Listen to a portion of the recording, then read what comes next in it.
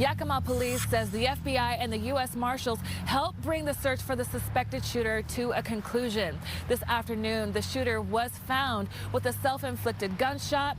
Detectives say eyewitnesses and surveillance video played a critical part in piecing this investigation together. Police Chief Matt Murray says with good detective work, police were able to quickly identify the suspect as 21-year-old Jared Haddock. He says the suspect tried to go into an Arco gas station first, but it was closed.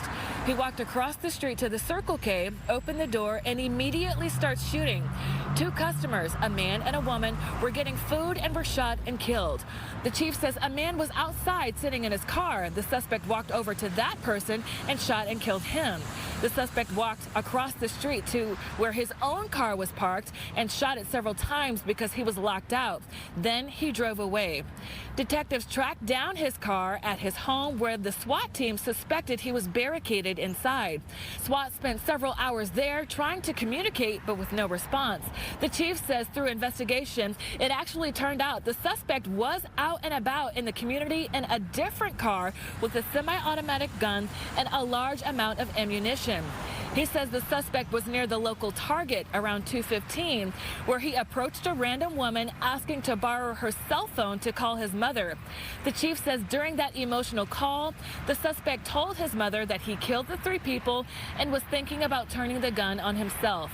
The chief says the woman managed to get her cell phone back and away from the suspect and called 911 immediately.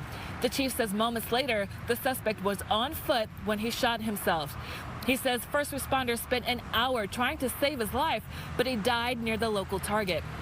The chief says the troubling thing about all of this is there was no apparent motive. There was no words exchanged. There was no fight, no argument. He just simply walked in and started shooting. Unfortunately, there's just not a lot of good that you can say in this. It's just difficult. It's difficult for the officers. It's difficult for the community. It's difficult for the families on both sides of all this. My hope is that we can treat each other with kindness, you know, and sympathy for the poor folks who lost family members today. Yeah, I've done interviews with most of you today, so they blur together. But you know, I was asked, could this be prevented? Boy, I don't know how. I mean, he just came in and did this. And it would be really difficult to defend yourself, even if you were a highly trained person, because you wouldn't know this threat was coming. And that makes people uncomfortable. And I think that's why America is uncomfortable right now with a lot of these crazy incidents that are occurring. And here we are in Little Yakima, right on the heels of California, dealing with much the same thing. Police say the suspect lives with his family. Right now, they are working on a search warrant to search the home where the barricade investigation occurred earlier today. The chief confirms the suspect does have a record. Though this does bring the search for a suspect to a conclusion, the chief says the investigation is far from over. They're hoping to find a possible motive behind all of this, but now with the suspect dead, he says they may not ever find that answer. Reporting in Yakima, Frankie Thompson, Fox 13 News. Thank you, Frank.